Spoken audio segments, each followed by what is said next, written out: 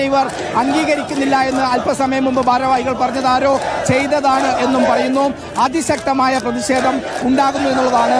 കേരളത്തിൽ ഏത് കോൺഗ്രസ് നേതാവ് മുഖ്യമന്ത്രിയാകുമെന്ന കാര്യത്തിൽ ഞായറാഴ്ച തീരുമാനമെടുക്കാനിരിക്കെ MLA-മാരിൽ ഭൂരിപക്ഷത്തിൻ്റെയും പിന്തുണ തനിക്കാണെന്ന് ഹൈക്കമാൻഡിനെ ബോധ്യപ്പെടുത്തിയ ശേഷം മുഖ്യമന്ത്രി സ്ഥാനത്തിനായുള്ള അവകാശവാദത്തിൽ നിന്നും KC വേണുഗോപാൽ പിന്മാറാനാണ് കൂടുതൽ സാധ്യത. കേരളത്തിൽ അലയടിക്കുന്ന VD സതീശന് അനുകൂലമായുള്ള ശക്തമായ ജനവികാരമാണ് അതിൽ പ്രധാന കാരണം.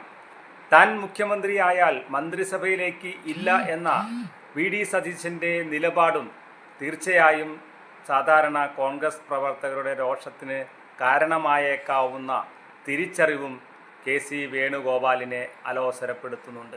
മാറി നിൽക്കുന്ന VD സതീശൻ കോൺഗ്രസിനെയും UDF-നെയും എങ്ങനെയെങ്കിലും പ്രതിസന്ധിയിലാക്കിയാലും ഒരുപക്ഷെ കോൺഗ്രസിനെ പിളർത്തി വേറെ പാർട്ടി ഉണ്ടാക്കിയാലും അതിൻ്റെ കാരണക്കാരൻ താനാണെന്നുള്ള ഭയവും KC വേണുഗോപാലിനെ ബാധിച്ചേക്കാം. എല്ലാ ഘടകകക്ഷികളുടെയും പിന്തുണ തനിക്ക് കിട്ടില്ലെങ്കിലും കോൺഗ്രസ് തീരുമാനിക്കുന്ന മുഖ്യമന്ത്രിയെ ഞങ്ങൾ പിന്തുണയ്ക്കും എന്ന അഭിപ്രായമാണ് KC വേണുഗോപാൽ പ്രതീക്ഷിച്ചത്. പക്ഷേ എല്ലാ ഘടകകക്ഷികളുടെയും പിന്തുണ VD സതീശന് ലഭിച്ചതും ഈ പിന്മാറ്റത്തിന് കാരണമാകാം. ഹൈക്കമാൻഡിൻ്റെ ഭാഗമായ താൻ മറ്റു സംസ്ഥാനത്തെ തെരഞ്ഞെടുപ്പുകളെ നയിച്ച രാഷ്ട്രീയ നേതാക്കളെ വെട്ടിമാറ്റി ഹൈക്കമാൻഡിൻ്റെ പ്രതിനിധികളെ തിരികെ കയറ്റിയെങ്കിലും അവരൊക്കെ ഉപതെരഞ്ഞെടുപ്പിലൂടെയല്ല മുഖ്യമന്ത്രിമാരായത് എന്നതും KC വേണുഗോപാലിന് പ്രതികൂലമാണ്.